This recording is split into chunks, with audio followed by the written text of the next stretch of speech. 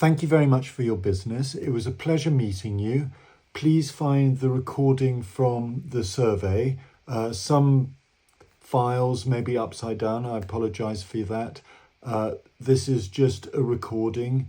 I will then, in a week's time, if you can send me your data from the data loggers a week after the survey, I will then start to compile the final survey depending on what has been found from the data loggers. It will be much shorter with me speaking over the various elements that I want to describe. I will send an email with recommendations written out as well.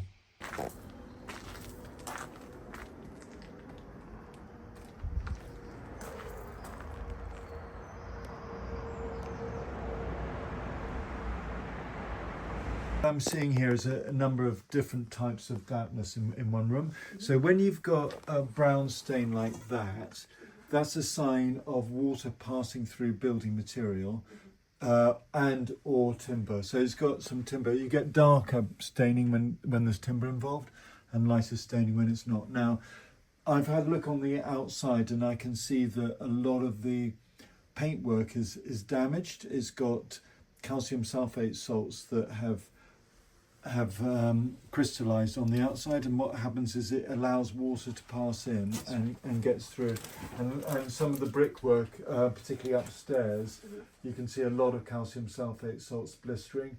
And it's ideally brickwork shouldn't be painted, but once it is, either you have to remove the paint and go back to brick, which is relatively expensive. You can use chemicals and or you can sandblast it. Or essentially you maintain it and you wire brush it and you use a paint that's similar to the original one, and if you don't know what the original one is, you have to go impermeable and put a couple of coats on. So Zinza and Dew likes to do an impermeable paint. I'll get more involved in that later on, but you also you've got internal damp areas. So that damp there looks like staining, which is because it's partially underground, the original, and what you're going to get is some degree of penetrating damp. That's water passing down through the soil and penetrating through. You've got this. This is not really stained in the same way. And I think what that is condensation. And it's condensation forming there probably because you've got cold water pipes running through it. Yeah. And you'll get heat loss around the cold water pipes. You've got mould in places and you've got clear signs of condensation in other areas. And it's a challenge for everyone. Modern living, we always like hot showers and we like open plan kitchens and not running dehumidifiers, not running the extractor fan. And if you go away at all, you should really run a dehumidifier. I know you've been running dehumidifiers, but you need to have one draining. And I would say in a property like this, you probably ought to have two, one downstairs, one upstairs, and have it permanently running when you're away, set to 70% relative humidity and just dripping away slowly. It will reduce your energy consumption because you don't need to have as high a thermostat setting, because normally you put the heating on. You put the heating on for two reasons when you're away. One is to stop water freezing, the pipes freezing, and the other is to stop condensation. If you run a dehumidifier, you don't need as much heating, so you can lower your energy consumption. Anyway, I'll look at all the specific areas, but this is quite an interesting room in that you're seeing all the different types going on. Oh, and also I think I saw some hygroscopic salts in the front room. Yes. Those are salts that come from the historic burning of coal. So the common one is calcium nitrate, and it causes what's called deliquescence, which is a type of condensation at 50% relative humidity. There's only just a small patch on there, but I'll go through and show you now. Actually, if you look at, it's difficult to see with the. Are you okay to just about squeeze through there? I'll have a better look at it, but when I just saw it, it may have been just the way the shadow is, but I'll try it with the damp meter and just see what comes out. But this is at risk of getting hygroscopic salts because it's an old chimney breast. I'll put that to film. So when you have bomb damaged properties and you have what would have originally been an internal wall built with internal wall specifications, when that's removed, you get much more heat loss in that wall because it wasn't designed. But I mean, it depends a little on the outside. So I'll have a look at the outside and see what's happened there. But property I went to on Friday morning had huge buttresses which draw heat out. They act as thermal fins. They draw heat out. So there's increased condensation from heat loss, but also they had render on the outside that were cracking. So I'll have a look at that as well. Perfect. So when you've got the smell of damp, the smell we associate with damp, it's not actually water, it's mould. Yeah. And mould only grows with relative humidity, goes above 85%, and it's a function of excess vapour, not of rising damp, which comes from groundwater, and not even a penetrating damp. You can have a little bit of excess moisture from penetrating damp, but no more than, say, drying a t-shirt out. It's really from insufficient internal ventilation. So it's about airflow and better airflow. It's about airflow, and I would say to a majority of properties anyway, ground floor properties in London, you should have continuous flow extractor fan from the bathroom, which is just drawing gently out of the bathroom constantly with a boost function. And I'll put that into the recommendations, but just in case I don't, I've got it on film. But so there are a lot of different varieties, but I'd have one where it's when you switch it on, it has a boost. When you switch the lights on, it has a boost function, so it goes up to 15 litres a second, which is the standard rate. But when after half an hour, when you switch the lights off after half an hour, it just drops down to about 5 litres a second, which is always going. And I think that will solve the majority of your problems, and it will get rid of the mould smell by and large. Thank you so much. Say that is this the front, and this stairs just where are the front stairs over there, are they? The front stairs to the house. Yeah. They're just there. Okay, so these are under the stairs. Exactly. It's a very common problem with these properties that in the understair area, you get cracking on the stairs. And I had a good look at the stairs before I pressed the bell coming in. And I did see some cracking, and I did suspect that you've got some penetrating damp. I'll have a better look at it. But so there's only so much you can do to improve it, and it's almost better to manage or expect to manage it. You also get a lot of heat loss on the stairs. So for context, Simon, we were thinking, this is one of the things that our architect friends suggested. If you actually go in, if you can, but watch your head on this little thing, that the other side of that wall to your left is a very small toilet. But if we knocked that wall through, we could create a much bigger bathroom and toilet room. So a bath would actually go in here. Yeah. And then we'd seal this part off here, Simon.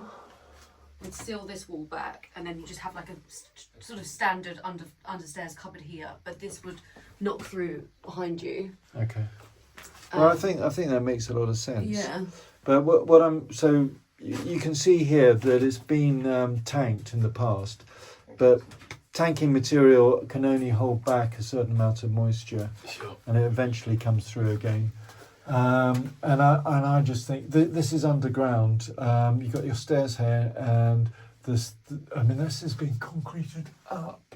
So I would have thought actually this is not going to allow much water through here, but it's passing through elsewhere because it's underground. And yeah, I think you're best to manage it. So ideally with subfloor zones, you should have just the original brick that's allowed to evaporate out, and it should the air and the vapor should be removed. Whether it's so in a standard cellar, you have subfloor ventilation, so the air is just removed through ventilation. But obviously, you've internalized this, so that's the ideal. But the alternatives are, I would probably go for some insulation with it, and I would use something like PIR, which is a plastic insulation, and it's relatively inexpensive, and you essentially going to be blocking it almost like tanking would do. Yeah. Okay. And then you can attach your tiles or whatever to it after that. That sounds really good. The reason we brought up the fact that we might do turn it into a more functioning bathroom is to gauge whether you think this is only ever going to feel horrible and damp. Don't do it, or actually, if you do that thing and then put ventilation in, etc., it can feel like a normal room again. So, I think if you follow that advice, and also it's be quite expensive moving the gas pipes, but you can do. But if you're not, I would insulate around them because they're metal, and metal gets cold. I think we would need to move them as part of this thing, so we need to maybe look into the cost of what that would be actually. So you're obviously getting a lot of mould on here, and you've got a passive vent. Now, passive vents are only beneficial if there's airflow on the outside, if there's wind.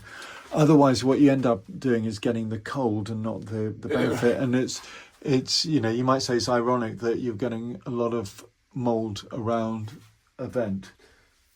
Yes. Okay. So, but it's because of, and actually also when the doors close in here, you're not going to get much air flow through anyway. So, I mean, two things to say. One is that pointing is very rarely ever the root cause of any internal damp. Well, firstly, that's great, because with any of this stuff, I just want to. The less, the better. No, I'm not trying to influence you at all. Basically, I'm just going off what we've heard, and actually, if that's not the case, we don't have a huge amount of trust in the reports we've got. So, very happy to. I'll have a look at it, and there are some cracks in the render. Render is more of an issue, but not pointing per se. But I had a look on the inside, and it struck me as though what has happened in the past, and maybe ongoing, is that you've got obviously single glazed windows, and they are getting condensation which is running down the inside, causing dampness. So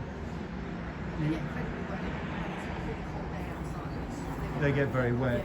Well, there you go. There's the proof. But when they condensation can act like a leak, and when it runs down the inside, it causes and you got some staining and discoloration, which is because it's passing through the timber on the way. That would be the reason for it. But I'll have a better look on the inside again.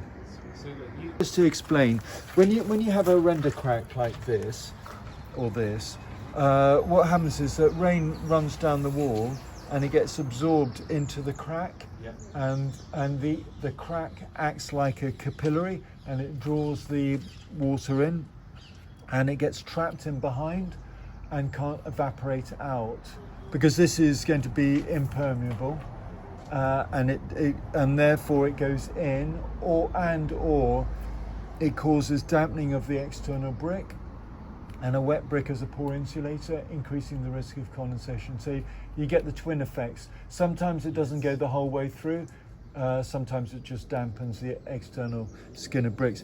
Vertical cracks are less important than horizontal cracks. The more horizontal it is, the more water can go in, because as it rains, water can pour down. I go to places where you've got a crack like this, and you can see rainwater pouring down, and suddenly it's dry underneath. That's because it's all been sucked inside, and it's the capillary action. Well, I mean, so they're going to be less important because that's not internal, is it? No. Your drain looks a bit blocked down there. Yeah. Above that section, and you've got cracks around here, and potential gaps. Now it looks okay, and actually it's concrete underneath, but these are probably more of the issues actually on this one. But you just have to, A, you have to keep an eye on it, and B, to some extent, it's inevitable that you're going to get some moisture in that area. I mean, they never really use them for internal purposes. They tended to be storage of coal and things like that. So when you're internalising them, you are taking a bit of a risk, but you can get around that with insulation. If you use that PIR, it's a way of dealing with it. So there's the understairs vent. Well, I mean, it's okay. I'm not a big fan of them, but I suppose it's better than having no ventilation at all. Just thought to make you aware. Anyway. Yeah. There's some cracks here. So some cracks are just superficial, so it's the paint that's just coming off. Ideally, you have an impermeable paint on an impermeable surface, because if you've got a crack hidden by the paint, if it's absorbing the water, it can go in, and then you will never be aware of it because of the crack that's hidden. In favour of having render at the base of the wall, it's called a plinth, and it acts like a pair of Wellington boots. It stops when it rains. You'll see there's a big bounce of water up, and it just protects them. Okay. Oh, actually, interestingly, you've got hygroscopic salts here. This is obviously a party wall. But do you see that band of sort of damp area? Those are hygroscopic. Oh wow. I've never looked at that band of heroes in. I've never noticed this. Interesting. And they tend to be about a metre above the ground, because that's the sweet spot for evaporation, because it's not evaporating at 100% relative humidity, which is where normal water is. They're in its dynamic equilibrium, which means that it's evaporating and condensing in equal measures. Yes, so it's just staying looking like that, basically. So that's the battleground in the middle. It's the battleground in the middle. Yeah. I'll have a look at your other side, actually. Got the original. So this is the damp proofing treatment you've got there, which actually doesn't work, but it actually increases the risk of getting damp from condensation, because you got heat loss. Yeah. I'll just have a look here. I could knock on and ask if you let us come round. Would that be useful? Yeah, you've got some cracks, but yeah, let's have a look. So this is a laser thermometer. Oh, sorry, a infrared thermometer. Shows where you're getting the heat loss. So that's 15 degrees centigrade down there, and the internal dew point was actually 13. So you're actually only a couple of degrees above the temperature there. So when it gets hot outside, sometimes there's a phase delay between the sun warming it up outside and getting it warmer inside. I'll just zoom around with this and have a look at the various areas. Should we leave you, or do you want us to shadow you and follow you? What's useful to you? I'll just go downstairs with this. So leave me with this for now.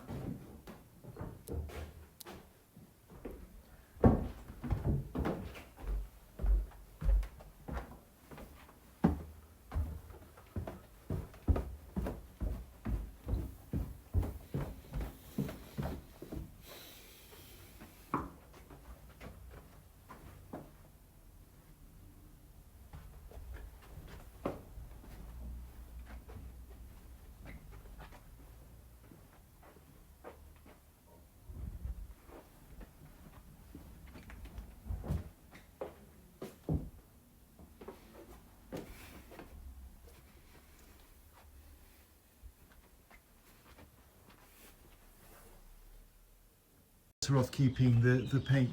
So you can see here we've got you've got a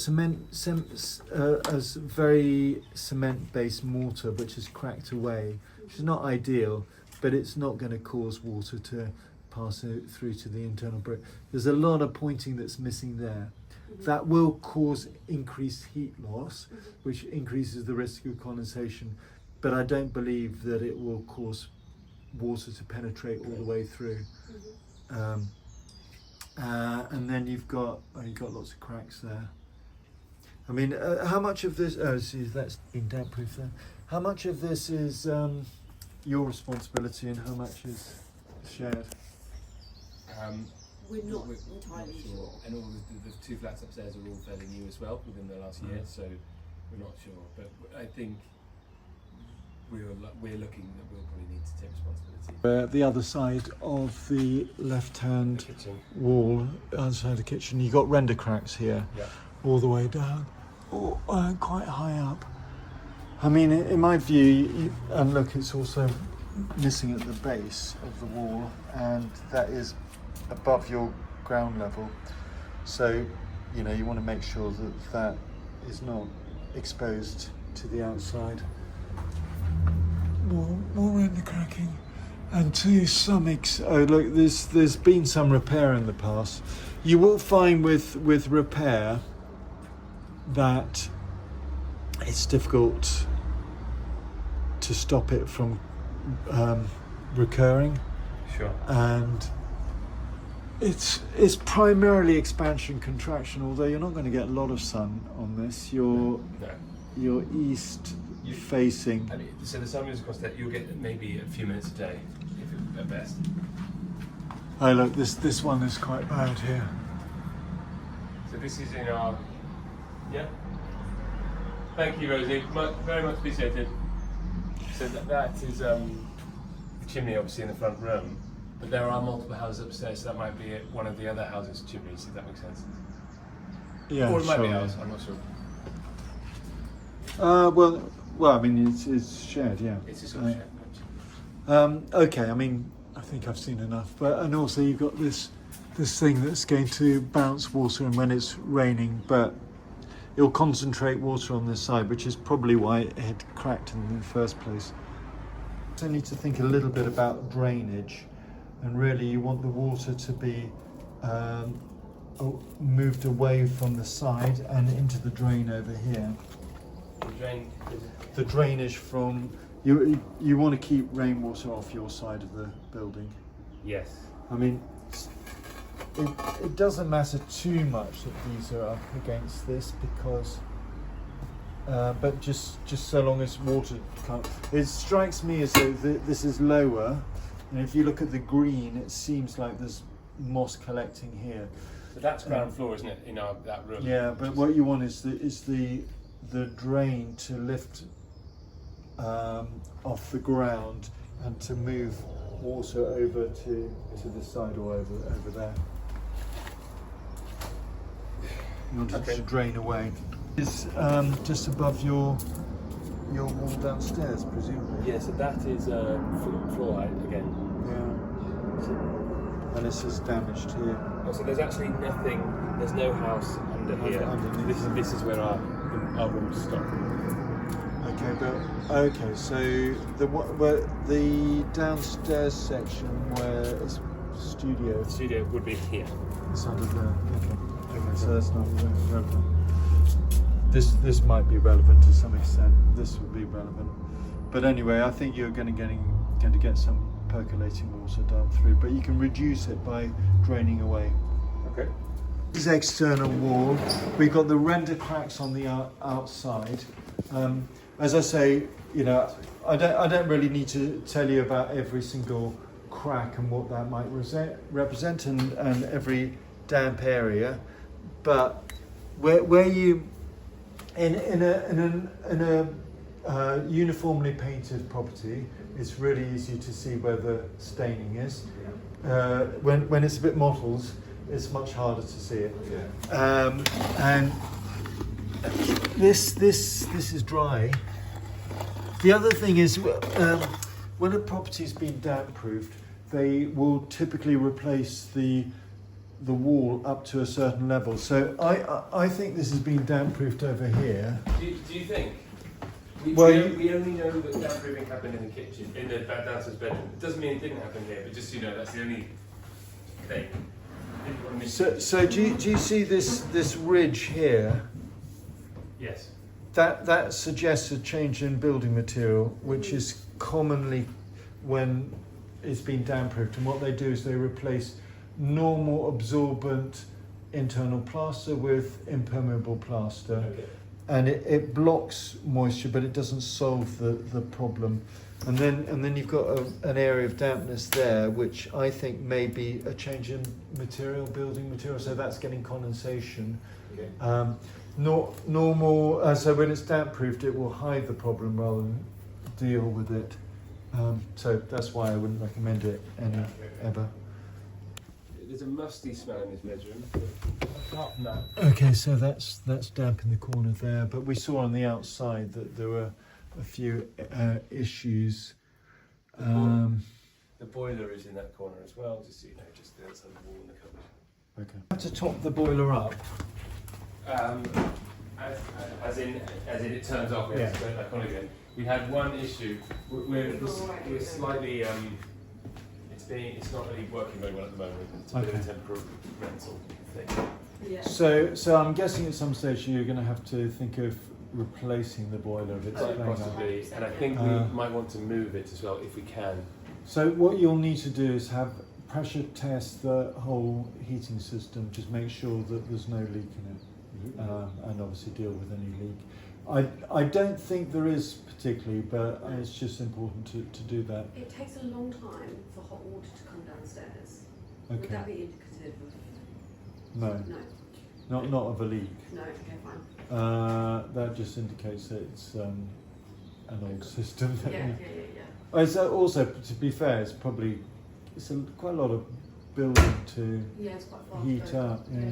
That might have been going into the bedroom or the room underneath. Does that make sense? This dish there is actually an overflow. It basically. Can you see the overflow here? But that's the When it was going overflow, there, so- it was essentially dripping onto the wall, onto the floor. So if you don't mind if I squeeze past you. Yeah, sure. Oops. So you've got heavy curtains, which may or may not be original, but I mean, as in your predecessors. Did it come with the property? It did, yeah. It's actually dry now. So what happens with heavy curtains is it traps moisture in.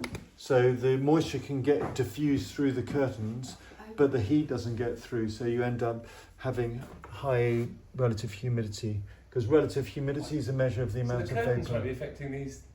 The curtains often cause damp issues, yeah, Oh, that's interesting. because they act as insulation. Yes.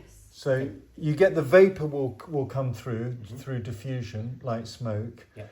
but the heat won't get through because of the curtains. And you're getting lots of mold and I mean, this is very, very common issue. So what happens is you get condensation on there, it dribbles down, and then it falls down here. Yeah. And I will see that, hundreds of times a year. Yeah. So on our previous reports, they said about the possibility that you might need to replace this whole window.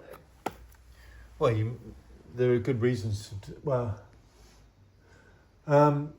Nothing to do with the damp though. I mean, it's a fairly old window that probably needs replacing. Right. So the timber you're starting to see signs of early stage signs of timber rot, but that's relatively superficial. I mean, I would say if you don't need to replace the window, Not for the damp. not for the damp, Okay, no. fine. Condensation will always risk, single glazed window will always risk having damp. But ironically, they act as dehumidifiers because they take water out of the air. And I often go to properties where they've just had the windows replaced with double glaze and they suddenly get damp issues. Oh wow.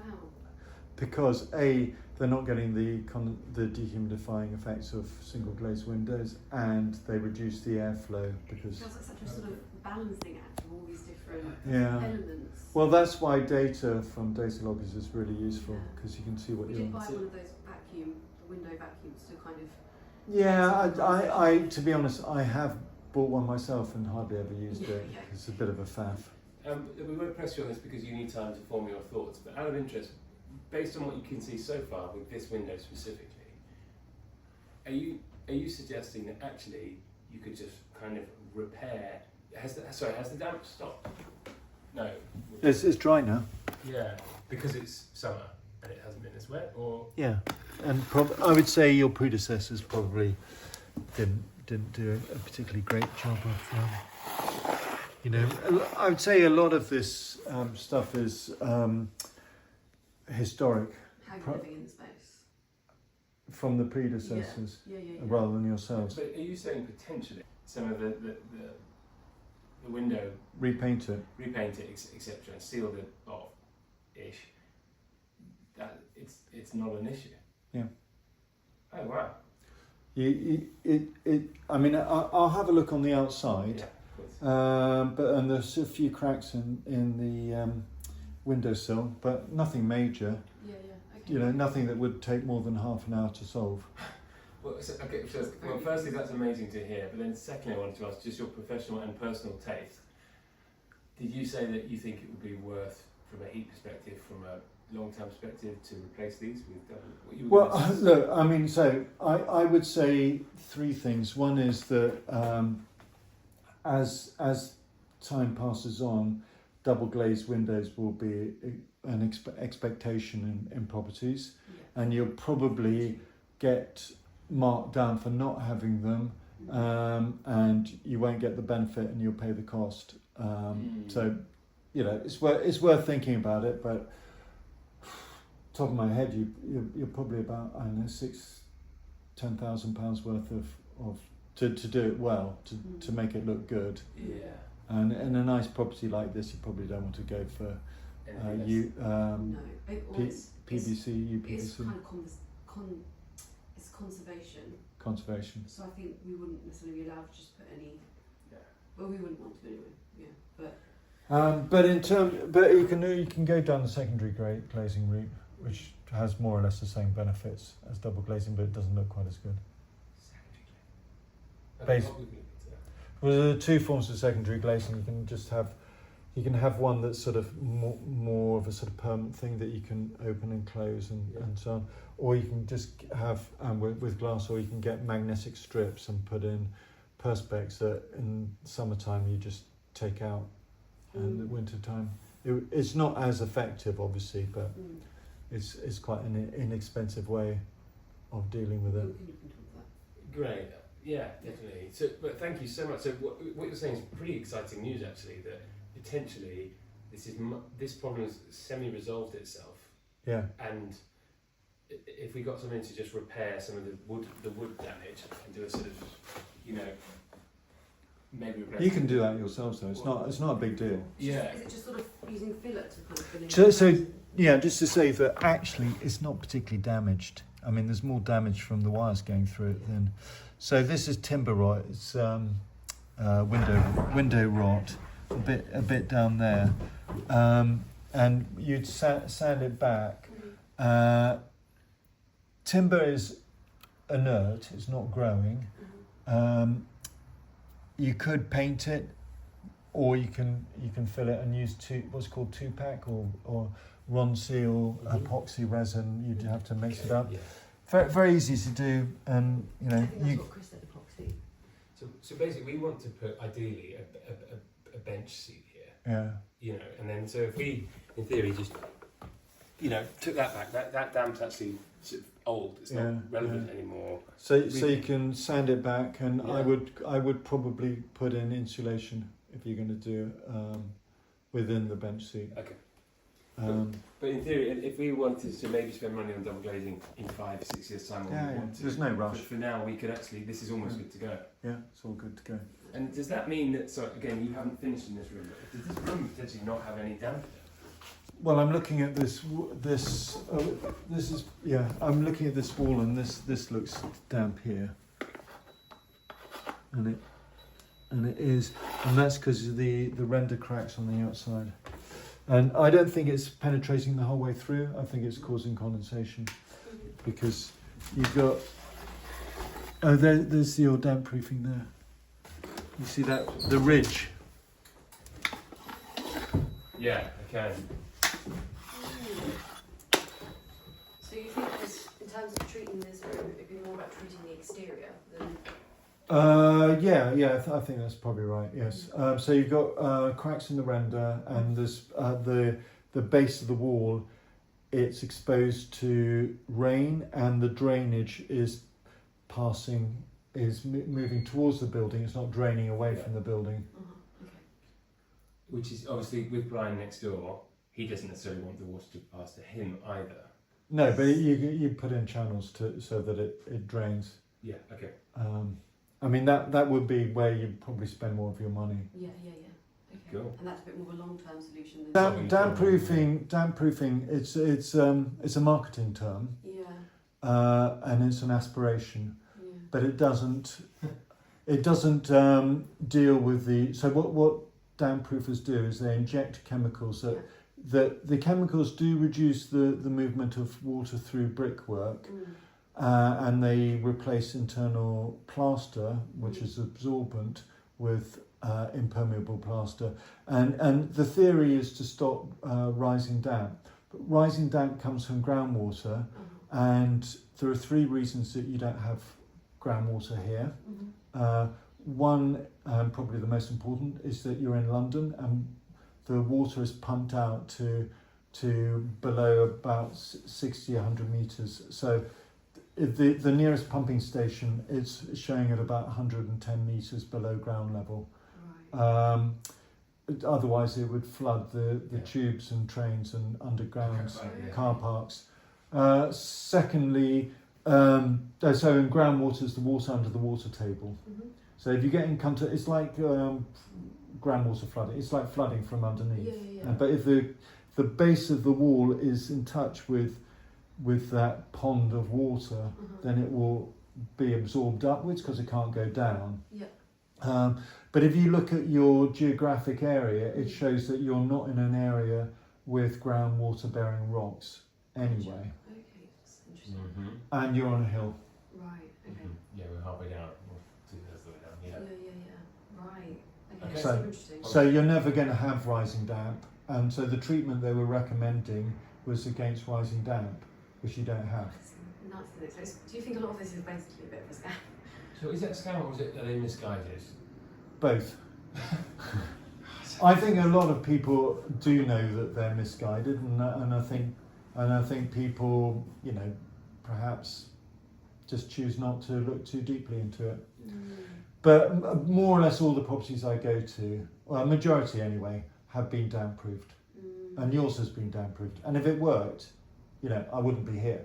Yeah. It might have done some good, but it hasn't solved the problem, and they would have spent a lot of money. Well, what I would say is it just moves the problem along. Yeah. Well, it's just a sticking plaster, I guess. It's a sticking plaster. Yeah, exactly. Okay. So it's damp along here. You got mould. I found them. Cool. Really cool. They've even got one that's 4 hours. There you go. So there's damp. So this is just going to be standard condensation and mould growing here.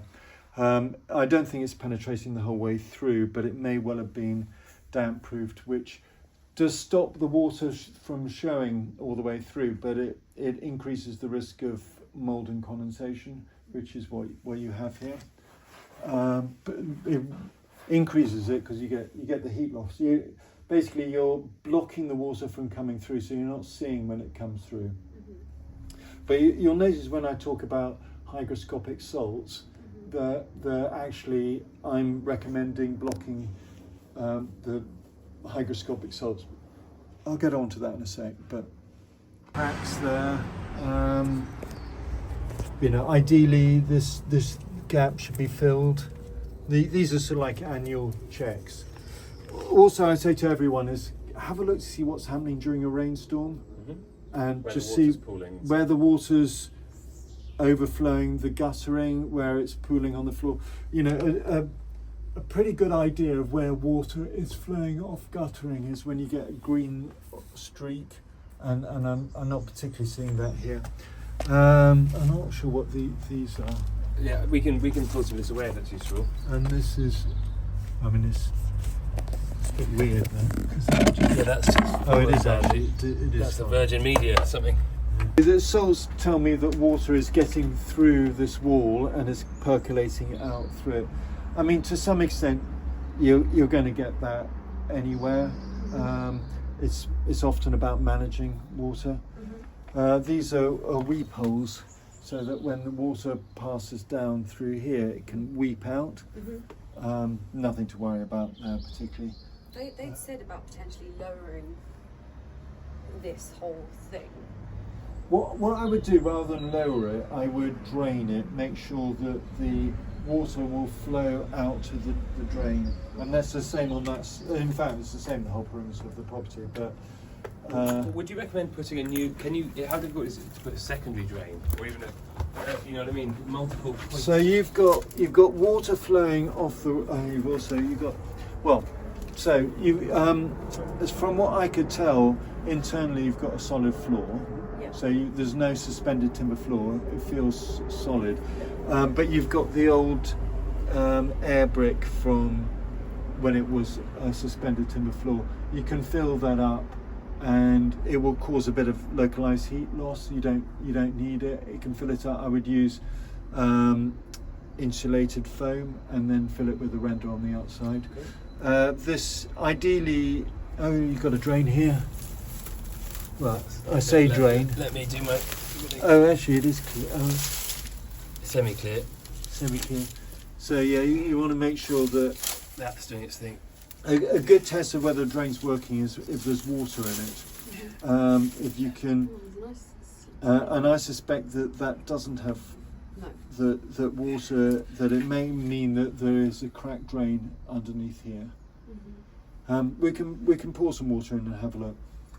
Let me go get a jug. To explain, you've got a trap in there to stop the smells coming through from the drain, and if there's water, it's a good sign that water isn't leaking out. That doesn't say that it definitely isn't, but it looks like a relatively new drain. It doesn't look Victorian. Shall I put this back? Drain here. I'm less concerned about it. I just thought there was a long way from there to there. I would say see where water's going, see whether it's ponding, whether there is an area where water is leaking out. Otherwise, it doesn't strike me as being a big issue. Okay. But if you are finding that there's a drainage problem, you can think about putting what's called an ACO drain in, which is a channel, like your neighbours have at the back. Yeah. Can I ask one thing? One of the first things when we bought the place, we were like, oh god, this is so horrible here, and everyone sees it. It would be a really easy, quick fix to fill it with dark gravel or something. Yeah. To just so you don't see this. I would say it would slow down the drainage process, that's but what I was going to say. So I feel like something needs to happen here. Yeah. But is that going to be problematic? Can you see what they've tried here, and they've obviously given up halfway through? What would you do if you wanted to do something but you don't want to mess up the drainage? I suppose there are a lot of different approaches, but you could make good with cement, make sure that there's a drainage, and then if you wanted to put plants here in pots and actually just make it a sort of green area. Yeah. I mean, if it's sealed up, then it doesn't really matter what's on here. The problem is when you've got areas here. So if you put anything on top, you're going to slow down the drainage process. Yeah. And so it means that more is going to go in. But I don't think that's your primary problem inside. Quite important for us that you can do the damp thing that you need to do. So if we need to do this, give us 10 minutes and we can just take everything out. If that's so this is showing high levels of dampness. You've got a crack here. Interesting. You've got quite a lot of cracks here. So, but I'm not actually seeing the standard damp staining that you get with hygroscopic salts. There's shadows on the wall. So when you've got hygroscopic salts, the only thing you can do is block them. It's one of the reasons that people misdiagnose rising damp is because rising damp also contains hygroscopic salts. Yeah. But they primarily come from the burning of fossil fuels. They also come from equine urine as well, and you get it around Victorian shops and places like that. Outside Downing Street, you'll see they painted the walls black on the outside to hide it. But I'm not seeing it here. But you may find that when it gets, because it's relatively dry and warm, when it's humid, including in summertime, if you've got hygroscopic salts, you get an angry, damp-looking patch. And if you look at some of my reports, you'll see them. But I'm not seeing that here. But anyway, the thing to do is you have to cover them in an oil-based primer, such as Zinza cover stain. But I'm not seeing that here. But what you have got is you've got the penetrating damp from the crack in the render and the poor drainage on the outside. I've just managed to find a couple of pictures. So that And there was and there was that stain. Yeah, well that I did wonder, but it's very light now. But that would be an example. Oh, you got another one there. Yeah. So Zinza cover stain. It's very easy, very inexpensive. So you put that underneath your paint. Yes, Yeah. it's a primer, Yeah. so you can paint anything on top of it, and it's an oil-based primer. And would you be painting that whole chimney? So what you want to do? Good question. You might do the whole chimney. I would probably. Well, so the way to see it best is when it's humid, and you can either wait for it to be wet and build up the humidity, or you can put kettles on and try and draw it out. But yeah, so that's what that is. But you've also got signs of penetrating damp here. The thing about hygroscopic salts is they're not a source of water. They're just attracting the water from the air. I see. So unlike penetrating damp or a leak, or to some extent condensation, which is a source of water, if you put something to block it, you'll end up water getting in behind it and blistering. But with hygroscopic, sorry, that will stop these things attracting the damp. Yes. Right. So the cover stain, it works when you have hygroscopic salts. If you've got hygroscopic salts and penetrating damp, then you can get the water from the penetrating damp coming through. I think it's just hygroscopic salts there, but you may have some penetrating damp higher up. So I probably would only just do those zones. Okay, and then say something like up in this corner. Did you say is that probably from an exterior crack or something? Oh, it's dry at the moment. Oh yeah. I'd say you got condensation and made worse by penetrating damp. Yeah. Damp was here as well. Is that quite strange? It being really Yeah. What's happening on the? Oh, I see. This is your. So radiator. You've had a radiator leak in some stage. The floor is lifted. You've had it. Oh, you've got it on. Yeah, I'm assuming these are all going to need to be replaced. One in the downstairs toilet as well has got that kind of leaking in the bottom of it. So the damp on this side is being caused by this radiator. So the two things. One, I think you've had a radiator leak. The floor is damaged because of it, but I mean it could be historic. But also the thing about radiators is when they're not in use, they can cause a small amount of heat loss.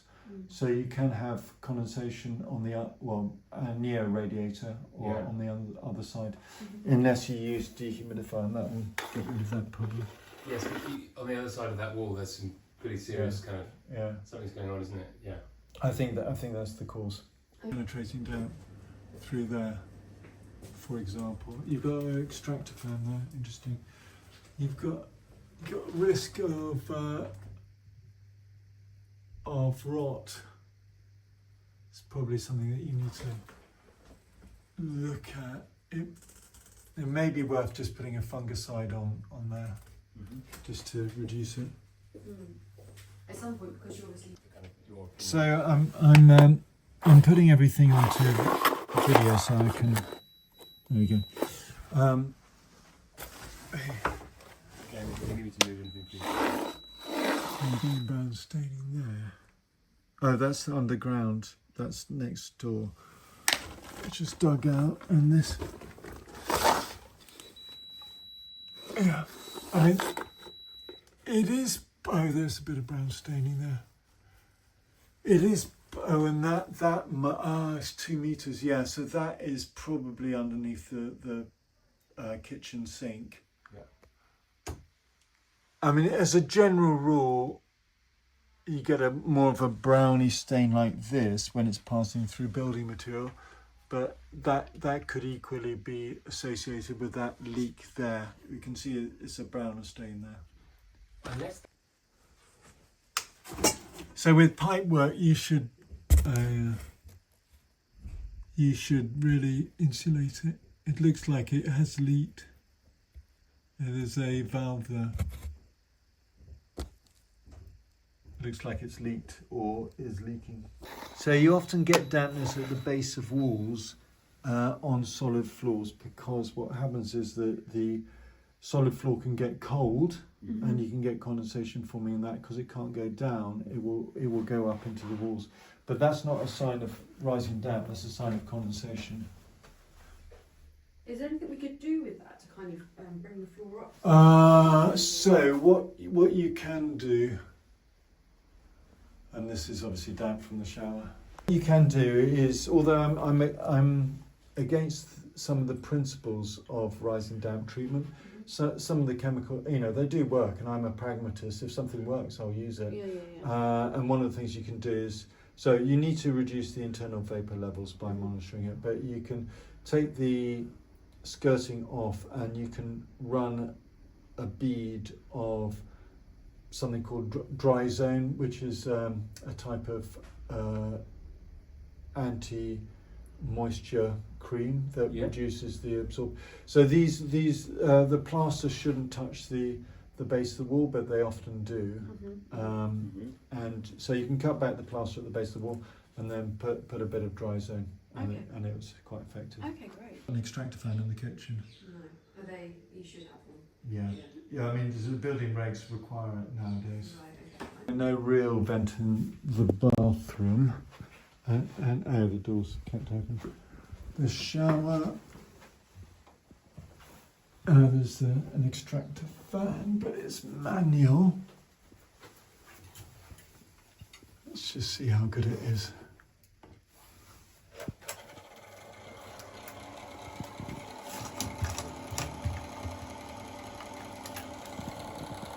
Should be 15. It's not too bad. For being manual, it means that you have to turn it on. You'll need to insulate these pipes as well. Dealing with the render cracks, the best way, but I don't think you actually need to in this case, is to remove about 100 mil, 10 centimeters of render around each one of the cracks, and inspect to see whether there's a structural issue. But I don't think it's necessary in this case. That would be a lot more expensive. The second one is to fill them with a cement-based mortar, and the larger cracks you need to do that anyway. But the smaller ones, it's normally better to fill them with something that's more flexible. So an acrylic-based external cork is a good way of doing it. You could get a grey one to match the colour, because obviously it'll affect the neighbour a bit. And in addition to that, you could think about external wall insulation, but it's difficult to do that on a single unit basis. You should really do that with all your neighbours. Some of these render cracks are going to affect your neighbours, I would say. Yeah. Because some of them are higher than. Yeah, I think they all have damp issues. Sorry, Lizzie. I need to go, so I just want to say thank you so much.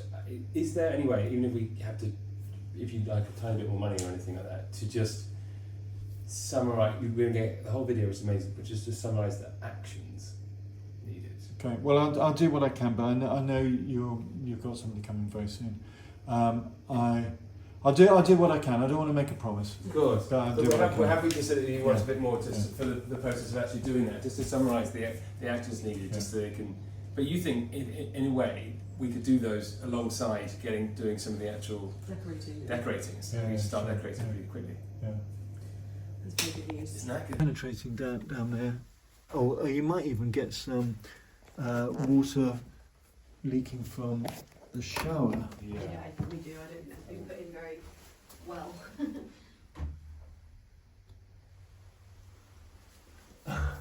I mean, I quite like the style, but It's a bit rogue, but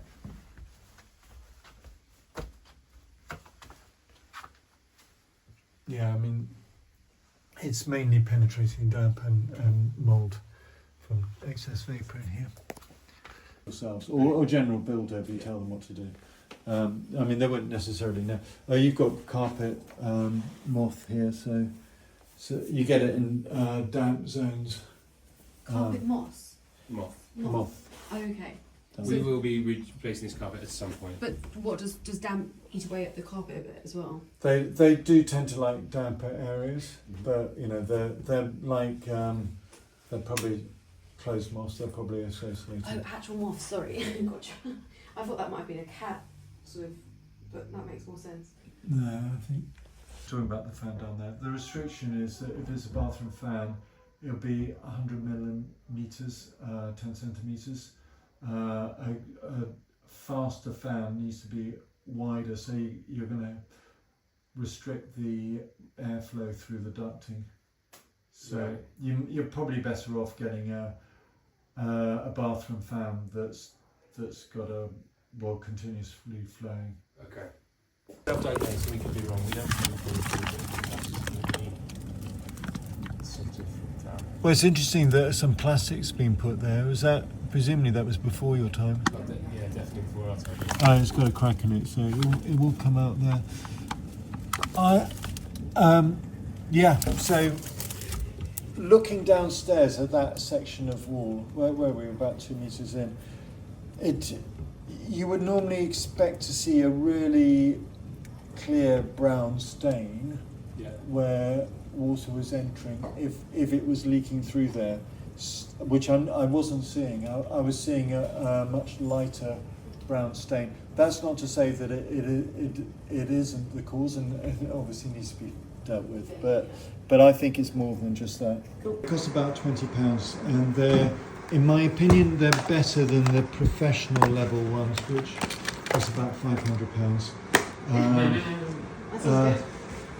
But they're not calibrated. But it doesn't really matter, because what you use them for is to work out whether the wall that looks damp is now dry or that it's becoming drier. So if you follow all my recommendations, Yeah. it should dry out over time, and Yeah. it gives you encouragement that it's going in the right direction. Yeah. But it takes 6 to 9 months for a damp wall to dry out. Yeah. Once you've done, any work on the outside. So you want to put it onto masonry mode, which is 1 down, and so that's telling me it's 100% damp. So you've got mould here. So you've got excess vapour is one of the issues. There actually isn't that much in the way of staining per se. These calcium sulfate salts are crystallizing in places. I mean, it has been badly plastered. And I think you said it was damp proofed, wasn't it? So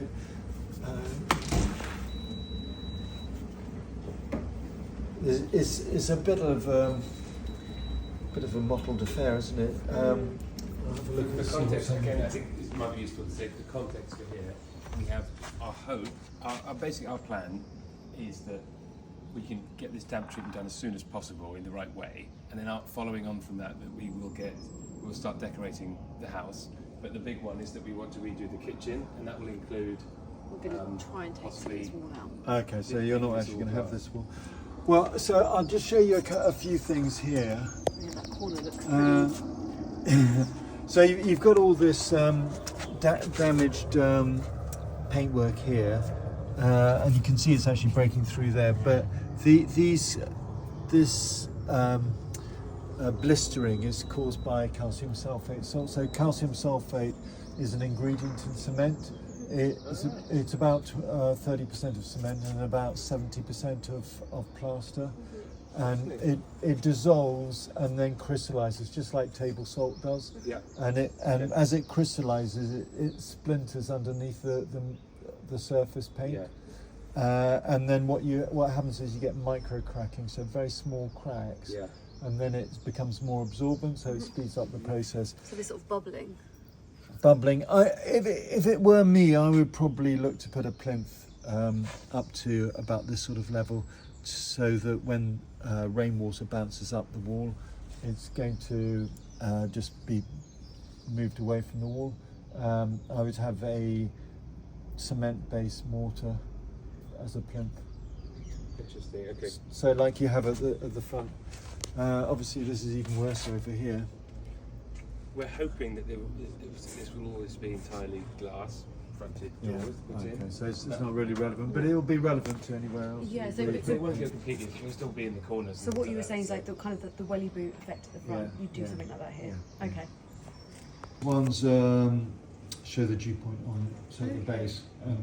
They don't cost much. They cost like £20 or something. But with that one, you can see currently what the dew point is, but it's not a data logger, so it's not measured. It's not showing you historic And you'd want information. to try and keep that lower than outside. The outside temperature. Okay. And if it was higher, what would you do? Maybe open some windows to increase airflow, So yeah, good question. So the external dew point will never be above the outside temperature, because otherwise it would rain, and rain is condensation essentially. So if you're blowing internal humid air out, you'll be replacing it with air from the outside, and that will have a dew point that's less than outside. So yes, whenever you ventilate, you're replacing vaporous air with dry air. Okay, Yes. perfect. Okay. But a dehumidifier does the same job. To do this, but so with a dehumidifier, what I would say is that yeah, you want to have a 20 litre plus dehumidifier. If you ever dry clothes internally, you should have a dehumidifier. Or put it in a separate room with the door closed and the window open, but it's easier to use a dehumidifier. Dehumidifiers will save you money, because for all the energy that's put in, you get a 50% bonus from enthalpy, which is where the vapour is going from the vapour phase to the liquid phase. It releases energy in the opposite way to when you're drying clothes, and it absorbs energy. Also, because you're a cold damp room feels colder than a cold dry room, you can reduce the amount of energy that you're using. So plus, in addition, a damp wall is a poor insulator, so if you get condensation on an internal wall, it's going to feel colder. So there are a lot of reasons why a dehumidifier is a really good way of going. And if you think of the International Space Station, that's all they've got. So where you put them, I mean, if you're drying clothes, I would probably, in a property like this, I'd be thinking about too. But you can use the data loggers to tell you more. So if I just show you on this one, there's a dew point, which is this number here, and this dew point should be kept below the outside temperature. So at the moment it's well below the outside temperature, because it was probably about 18-20 degrees centigrade. But you'll find what happens is that even in springtime and autumn, you can get a build-up of temperature during the day, and there's a build-up of humidity, because obviously you've got the water that's evaporating. You open all the windows, but at night it can still be very cold. It can drop down to below the 10 degrees centigrade, and you can end up having very poor airflow within the property, and end up with condensation and mould, because it's lovely and warm during the day and no one thinks about putting heating on, and then you close it all in. So just if what you want to do is keep that internal dew point below the outside temperature, and be aware of it. And once you become aware of it, you know, it'll become second nature, and you can use. So these, were you going to keep these permanently? Are they things that? I use them, but I mean, I'm sort of used to them anyway. Yeah, but when I'm saying about when you're saying about keeping the dew point down, is that how we're reading it from? So dew point is a measure of the amount of vapour in air, Yeah. expressed as a degree centigrade. Yeah. It's also the temperature where condensation takes place at. Yeah. So if the temperature outside drops low, and your internal dew point is above the outside temperature, Right. and you have a zone where you have either poor insulation or poor airflow, Yeah. you'll end up having an internal surface that's at the temperature of the outside and below the internal dew point. I think Rosie's question is how should we measure that to know when the dew point is or isn't? Oh, it shows it on the data logger. So should we keep the data loggers? Yeah, using I mean, I would do. There are other things to do as well. I mean, those are quite inexpensive. The reason I like them Yeah. is A, they're inexpensive, they're easy to put up, but they're not very visual. Yeah, you they're can- tiny, aren't they? You can get ones that they cost more or less the same amount, but they're bulkier and therefore harder to place on damp walls. Yeah. But these will show the number, but they show the percentage relative humidity rather than the dew point. There's another one I can show you. Mold in of itself is not necessarily a big problem. People get very concerned about mold, the smell of mold. It's the dust mites you get in the same environment that cause allergies rather than the mold. And so, you know, with mold, you can just get rid of it. Yeah. I mean, to some extent, I'd say every property's got mold somewhere. Yes. You do have a lot of mold in there, Mhm. but it's once you have, so mold spores are omnipresent, they're everywhere in the world. Once you've got it, you'll have a higher concentration of mold, but it is more or less a sealed area. So I would just probably treat it with anti-mold spray and keep it closed, and then use a dehumidifier for the rest. And then this is the shower, which is to us slightly shoddily done, but it seems to function. But I'll let you have a look. Is this the one that you tend to use? Or?